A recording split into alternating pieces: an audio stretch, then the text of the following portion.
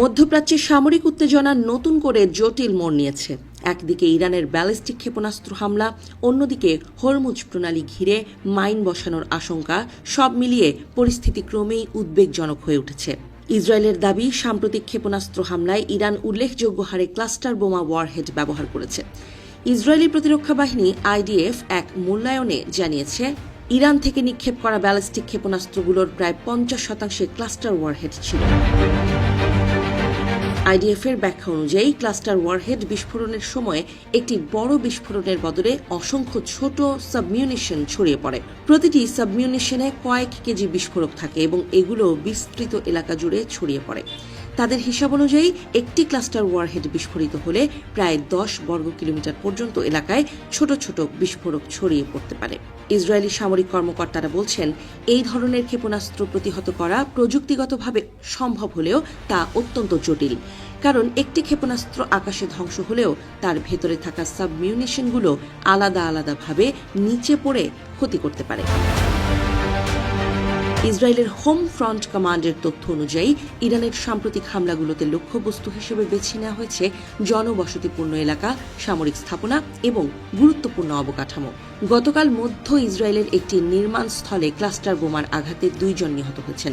একই এলাকায় আরেকটি স্থানে একজন গুরুতর আহত হওয়ার খবর পাওয়া গেছে।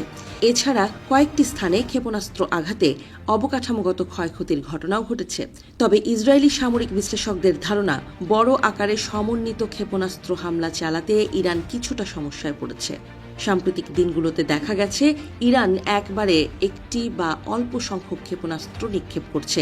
তাদের মতে বড় আকারের সমন্বিত হামলা পরিচালনার সক্ষমতায় সীমাবদ্ধতা থাকতে পারে।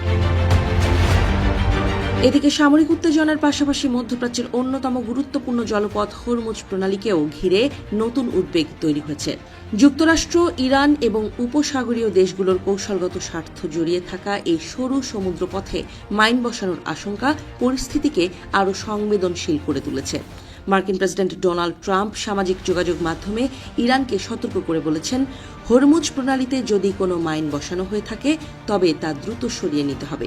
যদিও তিনি সরাসরি এমন ঘটনার সত্যতা নিশ্চিত করেননি। তার ভাষায়, যুক্তরাষ্ট্র মনে করে না যে সেখানে ইতোমধ্যে মাইন বসানো হয়েছে। তবে যদি এমন কিছু করা হয়ে থাকে তাহলে তা সরিয়ে নেওয়াই ভালো। মার্কিন সামরিক সূত্রের বরাতে কিছু গণমাধ্যমে দাবি করা হয়েছিল, ইরান হয়তো প্রণালীতে মাইন বসানোর প্রস্তুতি নিচ্ছে। পরে যুক্তরাষ্ট্রের সেন্ট্রাল কমান্ড জানায়, হরমুজ প্রণালীর কাছাকাছি এলাকায় ইরানের প্রায় 16টি মাইন বসানোর নৌযানে তারা হামলা চালিয়েছে। বিশ্লেষকদের মতে মাত্র 34 কিলোমিটার প্রশস্ত হরমুজ প্রণালী বিশ্ব জ্বালানি সরবরাহের জন্য অত্যন্ত গুরুত্বপূর্ণ একটি পথ। কুয়েত, ইরাক, কাতার এবং সংযুক্ত আরব আমিরাত সহ উপসাগরীয় দেশগুলো থেকে আন্তর্জাতিক বাজারে তেল রপ্তানির জন্য এই পথই মূল ভরসা। ফলে এই প্রণালীতে সামান্য উত্তেজনাও বিশ্ববাজারে বড় ধরনের প্রভাব ফেলতে পারে।